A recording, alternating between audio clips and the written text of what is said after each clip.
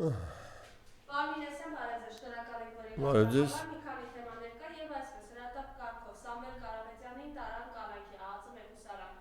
Գիտեք, որ օրես փաստաբանները ասուրիսով հանդես եկան, որտեղ նշեցին, որ առողջական ծանր վիճակում է գտնվում, հենց այդ կալանքի հետևանքով նաեւ Սարնամանիքին չջերմուցվող մեկուսարանում են պահել Սամվել Կարապետյանին, ինչի հետևանքով ունի ինքը երկկողմանի թոքաբով եւ հիմա նորից տարել են կալանքի։ Ինչ են անում մարդու հետ, եթե սա խոշտանգումից բացի ուրիշ բառով նկարագրելի է, դուք փորձ ունեք, գիտելիք ունեք, խնդրեմ նկարագրեք։ Տեսեք, սադիզմից բացի կարծում եմ ուրիշ բառ չկա, այստեղ որով կարելի է բնութագրել այն վարքագիծը, որոնք դրսևորում են գործիչների նկատմամբ, որոնք այս կամ այն ձևով իրանց համար վտանգավոր են առաջկա խորհրդարանական ընտրությունների հետ կապված։ Եվ իրանց մոտեցումը ցանկացած խնդրի հետ կապված է մի բանով։ Եթե իրենք տեսնում են, որ խնդրեմ կա, որ խորհրդարանական ընտրությունների ժամանակ այդ գործիչը կամ այդ քաղաքական ուժը կարող է էական վտանգ ներկայացնել իրենց վերարտադրությունը կանխելու առումով, իրենք ամեն քայլի գնալու են։ Ամեն ստոր քայլի գնալու են։ Եվ այս առումով լրիվ իմ համար հասկանալի է, որ երբ որ իրեն նորից տարան կալանքի մի բան էր հիմքում դրված, որպեսզի հնարավորինս մաքրեն իրենց ախոյաններից առաջիկա խորհրդարանական ընտրությունների համար վերընտրվելու հնարավորությունը եւ ուրիշ կերպ սա հնարավոր չի բացատրել, բայց մյուս կողմից իրենք պետք է հասկանան, որ այն արդեն ձևավորված կարծիքը իրենց նկատմամբ որպես հայրենիքը ծախող, որպես եկեղեցու նկատմամբ սանձարձակ ոտնձգություններ իրականացնող, որպես մեր ազգային պետական շահերը ոտնահարող մի ուժի, իրենց ուրիշ բան չի մնում, քան համակերպվել են բանի հետ, որ իրենք այլևս չեն վերընտրվելու։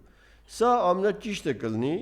եւ մեր պետության համար եւ նույնիսկ իրենց համար, որովհետեւ հակառակ պարագայում այն չարագործությունները, որ հիմա իրենք անում են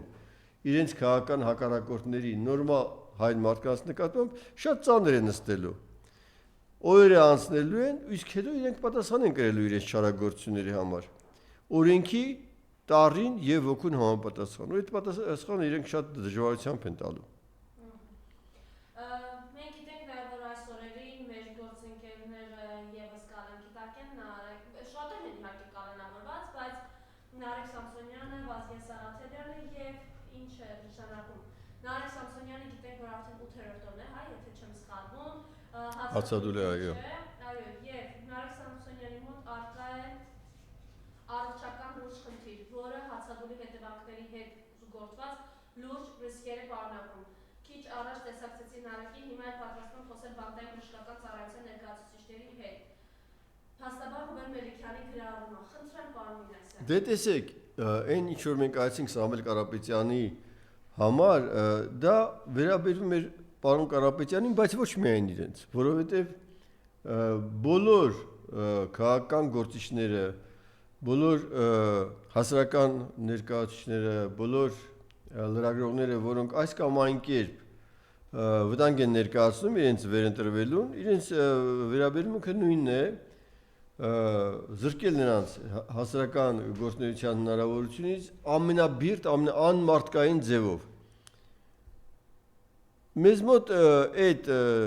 քննարկումները, դատական այդ կալանավորումը մի նպատակ ունեն, իրենց քաղաքական խնդիրները լուծելու համար բացել բոլոր ճանապարհները։ Դա կլինի օրենքի սահմաններից դուրս, դա կլինի մարդու իրավունքների ոտնահարումով, ոչ մեկին դա չի վերաբերում։ Եվ ցավն է, որ դա չի անհանգստացնում նույնիսկ այն կառույցներին, միջազգային կառույցներին, որոնք տասնամյակներ շարունակ հորդորում են իրենց որպես մարդու իրավունքների պաշտպանների առաջամարտիկ։ Բազմաթիվ այդպիսի հարցադրումներ եղան Եվրոմիության ներկայացուցիչներին, հեղինակավոր եվրոպական երկրների ներկայացուցիչներին, պատասխանը չի գալիս ու չի գալու երբեք, որովհետև իրենք աչքերը փակել են, ականջները փակել են, բերանները փակել են եւ ամբողջ թափով աջակցում են այսօրվա այս վայ իշխանությանը, որովհետև իրենց շահերից է բխում, որպեսզի Հայաստանում լինի մի քաղաքական ուժ, որը հլու հնազանդ կկատարի իրենց ծրագրերը անկախ նրանից այդ ծրագրերը այս երկրի, այս ժողովրդի համար նպաստավոր են թե ոչ։ Սրանք էլ օգտվում են այդ վերաբերմունքից, օգտվում են եւ իրենց քաղաքական հակառակորդների նկատմամբ արտակարգ, ցինիկ, սանձարձակ ու սադիստական վերքագիծ են դրսևորում։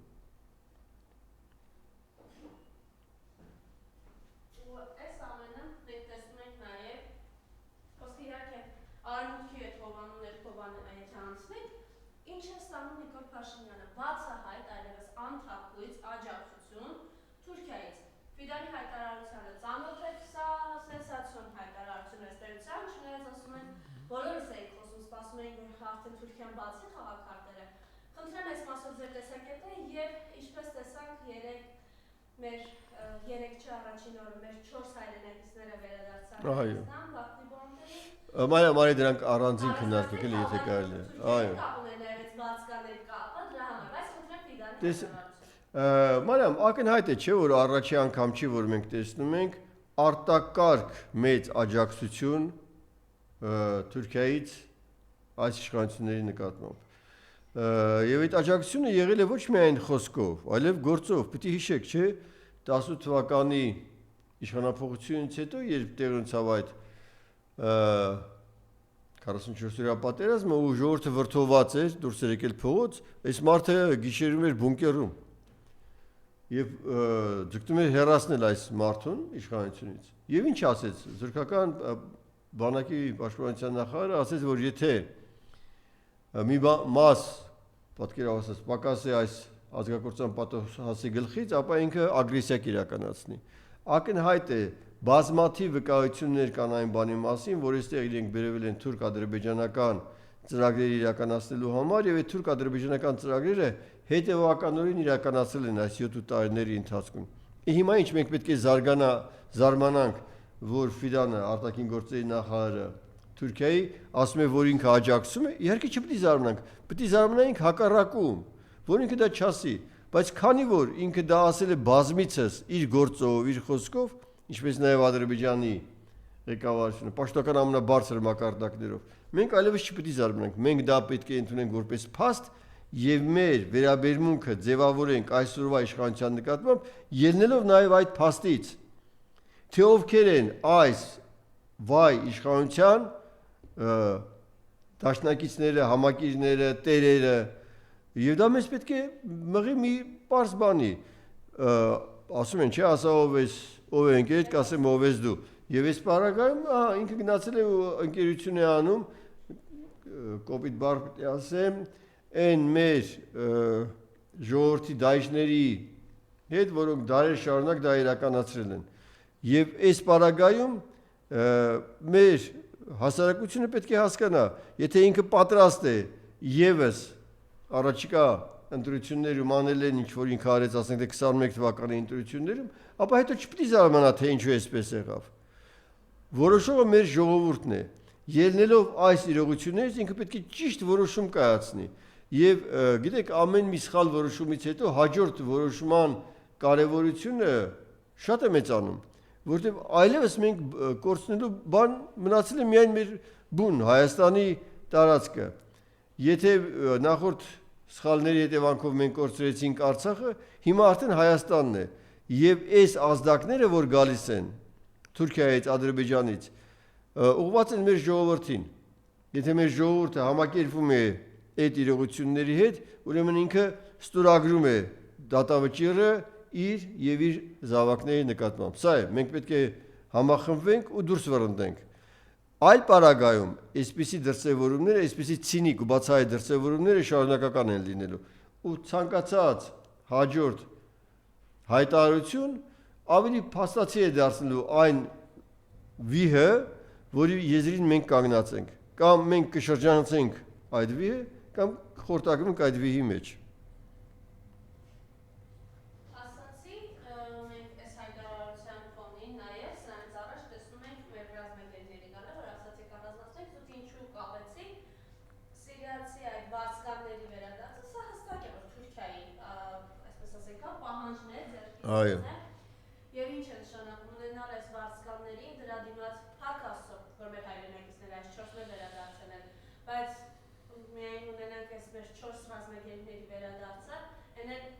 ռազմական գործողությունների մասնակցած մարդկանց, այս իրականության մեջ, որ Բաքվում նորից շարունակում են մեր ռազմագերիների դատավարությունը, խոշտանգումները եւ սրան զուգահեռ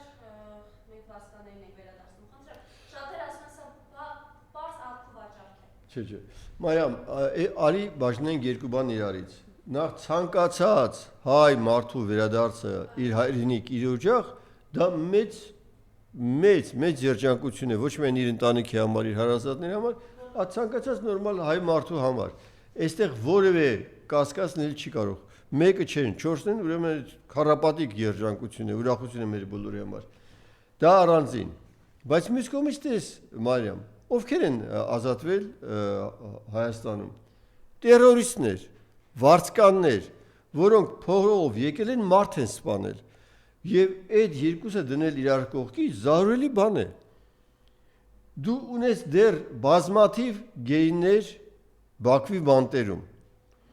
Դու փոխանակ ասենք, թե այդ ամեն մի վարձկանի, ամեն մի տերորիստի, մարդասպանի դիմաց ոչ միայն պահանջեր, որ ասենք, թե մեր բոլոր գեյները ռազմաքաղաքական բնագավառի վերադառնան, դու երկուսին տալիս ես եւ դրա փոխարեն դամնե 4-ն են գալիս Հայաստան։ Սա ինչի մասն է խոսում։ Այն ամեն ինչի մասին, ինչ որ քիչ առաջ խոսեցինք։ Այստեղ Հայաստանում որոշումներ կայացնող չկա։ Այստեղ Հայաստանում կան իշխանության կազմում հրամաններ կատարողներ։ Թուրքիան այդպես է պահանջել, այդպես էլ արել են։ Ուրիշ որևէ բացատրություն այստեղ չի կարող լինել։ Նույնիսկ այդ երկուսը իրար կողքի դնել չի կարելի։ Դրա համար իրանք փորձում են, ասել չէ, այդ երկուսին մենք ազատել ենք, որպեսզի հայ համայնքի վիճակը այնտեղ լավ լինի։ Հիմարություն ազատել էր, ասենք թե չգիտեմ, մի ամիս առաջ, 10 օր առաջ, մի շաբաթ առաջ, բայց ինչու դրա մասին չէր ասում։ Ասում ես այն ժամանակ, երբ որ տեղանց էլ ու հետին թվով փորձում ես քեզնից հեռացնել այդ խարանը։ Ոչ, բազմաթիվ խարաններից մեկն էլ սա է ալնելու։ Դու տերորիստներին ազատել ես, թողելով Բաքվի բանտում հայ ռազմագերիներին։ Սա անթույլատրելի է։ Իր մեղքերը, Մարիամ, մեկը չեն, երկուսը չեն, հարյուրավոր են եւ այդ բոլոր մեղքերի համար ինքը պատասխան է տալու։ Ինքը եւ այն իր կողքի գտնվող ոհմակը։ Եվ այս առումով այս դեպքը եւս ցույց է տալիս իր անկումը, մարդկային կերպարի անկումը։ Պահել Բաքվի բանտում տասնյակ մեր հայրենակիցներին չօգտվել առիթից, ու այդ բոլորին հետ չբերել Հայաստան։ Սա անթույլատրելի է ես համարում։ Սա նշանակում է, թե այս իշխանությունը ավելի շուտ սա էլ է ցուցիչ, իրենք ինչպիսի վերաբերմունք ունեն մեր ռազմագերիների նկատմամբ եւ նորից հիշեցնենք, որպեսզի մարդիկ չխաբվեն այս իրողությամբ։ Նիկոլ Փաշինյանը ասում էր, մեր եղբայրները 2 ամիս էլ կսպասեն։ Այո։ Քանի տարի առաջ էր ասում, քանի տարի առաջ։ Այո։ Դե սա է, մենք ընկել ենք մի իրավիճակի մեջ, ցավոք սրտի դա շարունակվել է նաև այս ընտրությունները, նախորդ ընտրություններից հետո, եւ որ մենք պատասխանատու ենք մեր գործերի համար, պատասխան ենք տալի մեր սխալ որոշումների համար եւ յուրաքանչյուր հայ մարդ վրդովվելով պիտի իր մեղավորությունը այդ քայլի մեջ տեսնի, որ այդուհանդերձ ինքը ինչպես է քվեարկել 21 թվականի ընտրություններում ինքը ինչ է արել։ Եթե ինքը անդրադառնալով հասկանում է, որ ինքը սխալ է կատարել, փառք ու պատիվ իրեն, ինքը այս անգամ այդ սխալը չի կատարի։ Բայց կան մարդիկ, որոնք ասենք թե նույնիսկ դրանից հետո դեռ այսօր թույլ են տալիս իրենց պաշտպանելու այս ազգակործան պատոհասների իշխանությունը։ Այն նրանց հետ ես կարծում եմ պետք է շատ ավելի լուրջ աշխատել, բացատրելու համար, որ այդ մարդը, որ այսօր նստած է, ասենք թե Բաքվի բանտում, նա քո եղբայրն է, նա քո համար է աշխատել, քո համար է տապարապել։ Եվ վաղը, եթե դու ասված մի արասե, ընկնես այդ վիճակում, որտեղ դա շատ հնարավոր է, ինչ որ եղավ Արցախում, նույնը կարող է այս ընտրություններից հետո լինել Հայաստանում։ Այն 300,000-ը, որ գալու են ըստ ամենաբարձր մակարդակի չինովնիկների խոսքի, հո պատահական չի։ Եվ այդ մարդիկ գալու են, այստեղ խնդիրներ են չի առաջանալու։ Իսկ ով է ասում, որ այդ խնդիրներից հետո ասենք թե իրանք չեն առևանգվի եւ չեն տանի Բաքվի բանկը, այստեղի Հայաստանի քաղաքացիներ, ով է դա ասում։ Կա այդպիսի երաշխիք, իհարկե չկա։ Չկա այս իշխանություններով այդպիսի երաշխիք չկա։ Եվ նույնիսկ ուզում շարունակեմ միտքս։ Այն մարդիկ, ովքեր տենց իմիջիալից են վերաբերվում այս գործին, պետք է հասկանան, որ այդ իրավիճակում կանգնեն ընկնել բոլորը, Հայաստանի բոլոր բնակիչները, այդ թվում նաև իրենք։ Սա է խնդիրը։ Ու այս իրականության մեջ, քանի որ դուք ախնարկեցիք, որ ով ասաց, որ ինչ տեղի ունեցել Արցախի հետ չի կարող տեղի ունենալ մեզ հետ, Իրանում դեպքերի զարգացումը ձեր գնահատական է եւ ըստ էության Իրանը, երբ որ միշտ աչքի է ընկել Հայաստանի վերաբերյալ բավականին փափուկ դրական խոսույթով, Իրանի դեսպանը հստակ հայտարարեց, այլևս Իրանում ձևավորվում է տեսակետ, որ Հայաստանը դառնում է Իրանի դեմ ուժային կենտրոն, ավելի Թրամփը կգնա, բոլորը կգնան, ժողովուրդներն են մնում, ժողովուրդների հարաբերությունները եւ սա չի մոռացվելու Իրանի ժողովրդի կողմից։ Խնդրեմ։ Մարիամ, տես դու ասիր դրական խոսքերի մասին, որոնք միշտ հնչել են Իրանի պաշտոնատար անձանց կողմից, իհարկե դրանք եղել են, բայց դրանից բացի եղել են նաև գործերը, որոնք մենք տեսել ենք մեր անկախության այս ողջ ընթացքում, ինչպեսի ծանր իրավիճակներում Իրանի Իսլամական Հանրապետությունը միշտ նեցուկ է եղել Հայաստանին եւ դա իսկապես կորցնել, դա այս իշխանություններին երբեք չի ներվելու։ Եվ տես Մարիամ, շատերը խոսում են, որ Իրանի Իսլամական Հանրապետության դեսպանի խոսքը կապված էր այդ Տրամփի ուղու հետ։ Ես կարծում եմ դա ուղղակի ժամանակային համընկնում է եղել, բայց չմոռանանք, որ այդ ժամանակ Վաշինգտոնում էր Հայաստանի Հանրապետության արտաքին գործերի նախարարը եւ ինչ որ քննարկումներ էր գնացել ամերիկյան բարձրաստիճան պաշտոնատար անձանց եւ մեր արտաքին գործերի նախարարի միջև համոզված եմ, առավել քան համոզված եմ, որ իրանական ուժերը գիտեն բաներ, որոնք հրապարակվելու ենթակա չեն այսօր, սակայն անպայման վաղ թե ուշ կհրապարակվեն եւ ես ենթադրում եմ, որ այնտեղ համագործակցության խոստում է տրվել ամերիկյան կողմի հետ, որ առաջիկա հնարավոր ռազմական գործողությունների պարագայում Հայաստանը աջակցություն կցուցաբերի։ Ինչու եմ այսպես մտածում։ Շատ պարզ պատճառով։ Այն ինչ որ ասվել էր այդ Միացյալ Նահանգներից տրված հարցազրույցի ժամանակ արտաքին գործերի նախարարի կողմից էական տարբերություն չկար Տրամփի վերաբերյալ նախորդ հրապարակված նյութերից եւ դա այդ փոփոխությունները, որոնք հնչել էին այդ հարցազրույցի մեջ, չէին կարող բերել Իրանի Իսլամական Հանրապետության դեսպանի այդպիսի կոշտ եւ պետք է ասեմ սպառնալից հայտարարություններին դա բերել է իսկապես ես առավել քան համոզված եմ, ես իմ ասածը հենց դրանն էլ բերում է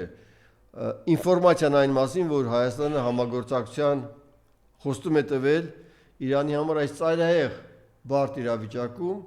Իրանի Իսլամական Հանրապետության թշնամիներին։ Սա իսկապես ոչ միայն դատապարտելի է Իրանի Իսլամական Հանրապետության կողմից, այլ ես կարծում եմ սա դատապարտելի պետք է լինի յուրաքանչյուր հայ մարդու կողմից, որովհետև Իրանի Իսլամական Հանրապետության հետ հարաբերությունների բարդացումը մեր համար մղձավանջի կարող է բերել, ուղղակի մղձավանջի մեր հարաբերությունները, մեր ռազմավարական հարաբերությունները Իրանի Իսլամական Հանրապետության հետ էական կարևոր նշանակություն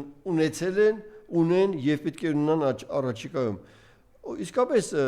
ամեն ինչ կանցնի, բայց եթե դուք այսօր փչացնեք հարաբերությունները այդ հզոր պետության հետ, վաղ կարծում եմ դաժան իրավիճակի մեջ կարող եք հայտնվել։ Ո՞վ է մեզ ձեռք մեկնելու։ Այդ մեր հարևաններից ո՞ր մեկն է կարողանալու անել այն, նույնիսկ եթե ցանկանա, ինչ որ կարողացել եւ արել է Իրանի Իսլամական Հանրապետությունները, ոչ մեկը։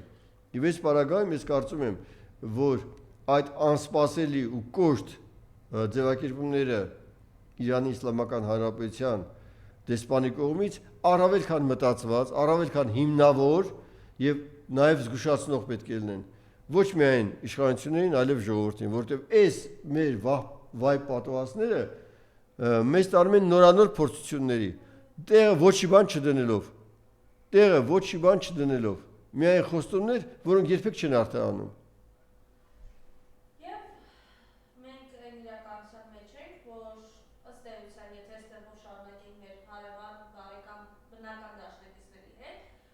Բացառապես շրջափակման մեջ ենք հայտնվելու, եթե ասած արցախցիները տեղ ունեին գալու, մենք ուր ենք գնալու, որտեղ մեզ համար ճանապարհ չի լինելու,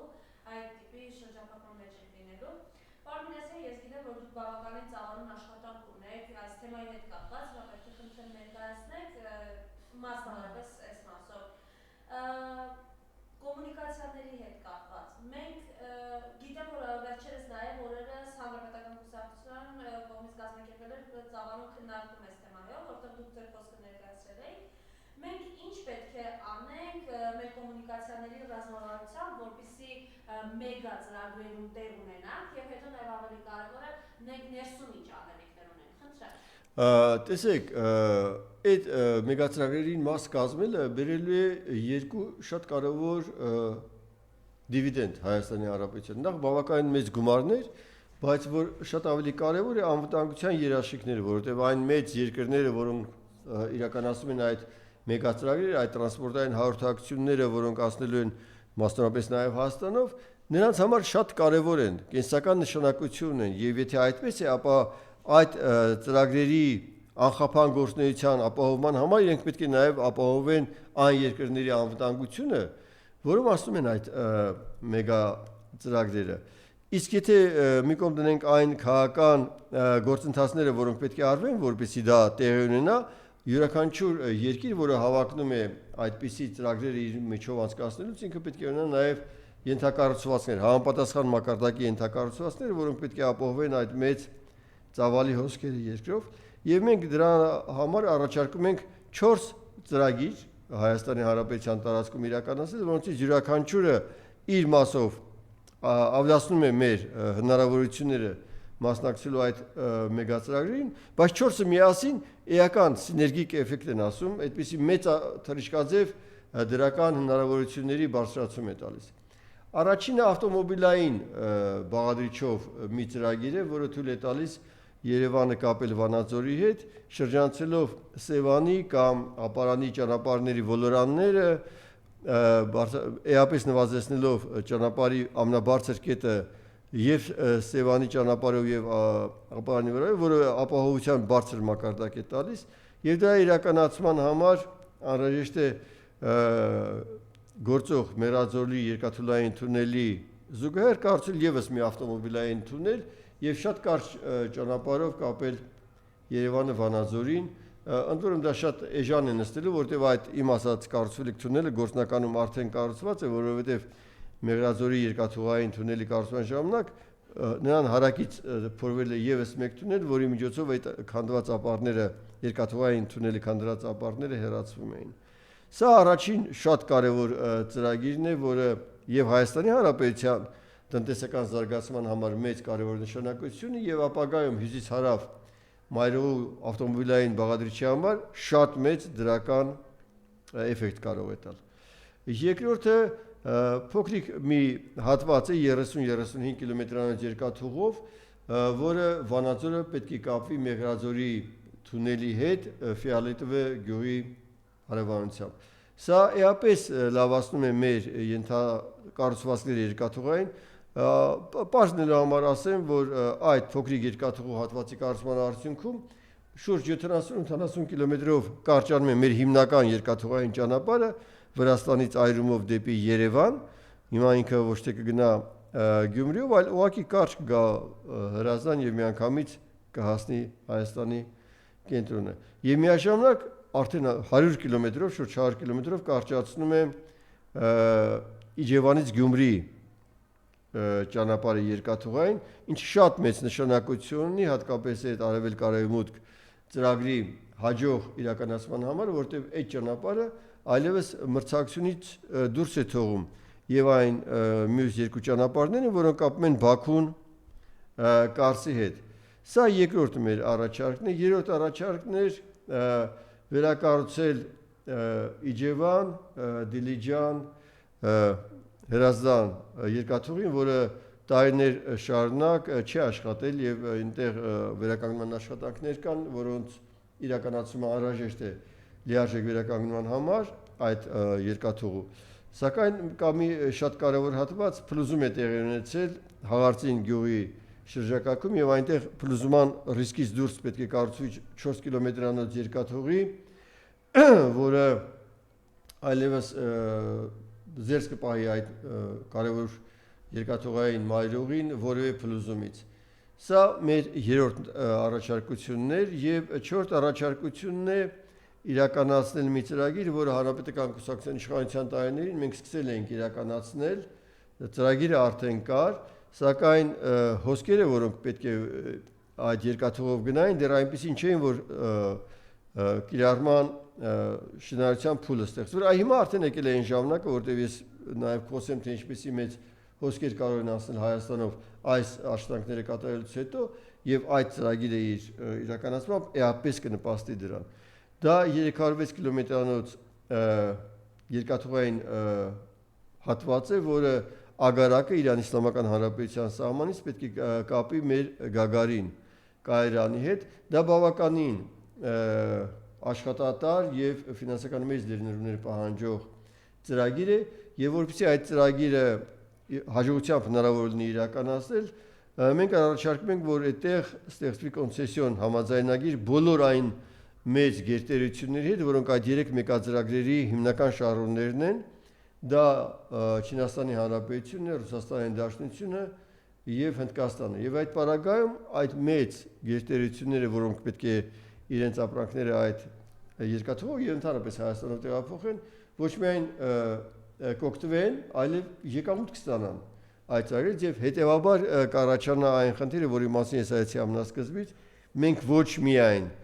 մեծ եկամուտներ կստանանք այդ ծրագրերի իրականացման արդյունքում, այլև կստանանք անվտանգության մեծ երաշխիքներ, որոնք ապահովեն այլևս այն երկրների կողմից, որոնց կենսական շահերով պայմանավորված Հայաստանը պետք է լինի անվտանգ, որպեսզի այդ իրենց ապրանքները, ծառայությունները, կոմունիկացիաները մատուցվեն այդ երկաթուղիներով։ Սա էր հիմնական կարճ, եթե ներկայացնեմ այն գաղափարը, որը դրված էր այդ քննարկումների հիմքում, եւ մնացած արդեն թե ինչպես պետք է մյուս կոմունիկացիաները, որոնք անցնում են Հայաստանի շրջապատով, պետք է համակցվի այն 4 ծրագրերի հետ, որոնք ես ներկայացրեցի։ Եվ վերջին հարց, պարոն Մինասյան, տեսեք, Նիկոլ Փաշինյանը երկու փոխվարչապետերը երեքով ընդհանրապես ակտիվավճար է ստացել 51.600.000 դրամի չափով։ Ճիշտ ասած, մեր գործընկերները Երևան Today-ի նոր բռնացրել էին Նազելի Բաղդասարյանի, Նիկոլ Փաշինյանի օգնորդը, չգիտեմ ինչ նույն խոսքով, ասում խաղաղության համար է վերած խաղաղության համար է ըստ էության երեք պարքեավճարը ստացել։ Արդյունաբերության նախարարը տեսավ 6-7 միլիոնի կարգել ինքն է ստացել, դες դե մի 10,000 դրամ էլի կարծես խոսում են։ Մեր գործընկեր Լիա Սարգսյանը հրապարակեց ուժ գաղտնի այն փաստաթուղթը որոշումը, որով 3 միլիարդի պարքեավճար է Նիկոլ Փաշինյանը գաղտնի ձևով դուրս գրել պաշտոնյաների համար, ու այս իրականության մեջ սովի մատնված մեր հայրենակիցները, մեր ծանր վիճակում գտնվող արցախցիները, հայ մարդը, թոշակառուները մասնավորապես, խնդրեմ ձեր տեսակետը։ Մարիամ, տես, ախր սա շատ դասական պատմություն է։ Բոլոր գունավոր հեղափոխությունների առաջնորդները հայտնվում են այդ իրավիճակում մի քանի տարի իշխանության մեջ լինելով։ Մի քանի տարվա ընթացքում իրանք մոռանում են այն ամեն ինչը, որոնց ջատակովն էին իրենք, որոնց պատճառով իրենց ժողովուրդը բարձրացնում էր իրենց ձեռքերի վրա։ Սա օրինաչափություն է, այդպես է եղել։ Չի կարող պատահի Հայաստանում այդպես չլինի։ Չի կարող պատահի Հայաստանում այդպես չլինի։ Նրանք կտրված են հայ ժողովրդից, կտրված են, եւ նրանցից յուրաքանչյուրը այսօր միայն իշխանության երկրաձգման մասին է մտածում։ Այդ նույն մարդիկ չէ որ ասում են ինչ պետք է տա մեր թոշակառուին 10,000 դրամի թոշակի ավելացումը։ Դե պարզ չէ որ այդ ցինիկ մարդկանց բերանից, այո, ուրիշ բան չի կարելի սպասել։ Միլիոնավոր դոլարների դրամների պարքեավճարներ։ Խայտարակություն է մի իրավիճակում, երբ որ մեզ մոտ աղքատության այսպիսի բարձր մակարդակ կա։ Դե պարզ է որ այսպիսի ժողովուրդներ պետք է թողի ու հեռանա այս երկրից։ Պարզ է որ երբ որ տեսնում ենք որ այսքան մենք գաղթական ունենք, մեր հայրենակիցները Արցախից եկել են այստեղ իրենց ամենօրյա խնդիրները չեն կարողանում լուծեն, սննդի հետ կապված խնդիր կա, բնակության հետ կապված խնդիր կա, թողում հեռանում են։ Եվ այդ պարագայում միլիոնավոր դրամների պարքեավճարներ ել չեն խոսում են բարձր աշխատավարձների մասին, որոնք նրանք ստանում են։ Այդպես է Եվ այս ամենից հետո ես պետք է կրկնեմ այն ինչ որ մի քանի անգամ արդեն ասեցի լավ սիրելի հայ ժողովուրդ ասենք թե սխալվեցիք 18 թվականին ասենք թե 21 թվականին սխալվեցիք բայց չեք տեսնում թե ուր է տանում այդ սխալները չեք տեսնում որ այս շարժը տանում է դեպի Հայաստանի վերացում դեպի հայ ժողովրդի լքում իր մայր հայրենիքից եւ այս բaragայում դուք համակերպվելու եք արդյոք այն բանի հետ որ այս մեր այսօրվա իշխանության աթոռ զաղթված այս ավազակները շարունակեն մեզ ղեկավարել, շարունակեն տանել նորանոր փորձությունների, սովամահանելով մեր թոշակառուներին միլիոնավոր դրամների պարգևաճառ ստանան։ Անթույլատրելի է սա, անթույլատրելի է։ Մենք պետք է սթափվենք ու այս առաջիկա ընտրություններին ոչ ասենք։ Սա բոլորիս պարտքն է, բոլորիս։ Եթե որևէ մեկը այս պարտքը չի կատարում, ինքը ոչ միայն չի կատարում իր հարևանների, իր նախնիների համար, ինքը չի կատարում նաև իր զավակների համար եւ իրեն զավակներին սպասող ողբերգությունը ինքը պետք է հասկանա, որ իրանից է գալու, իրանով է պայմանավորված, հենց իրանով, իր ընտրությամբ։ Շնորհակալություն։ Ես եմ շնորհակալ։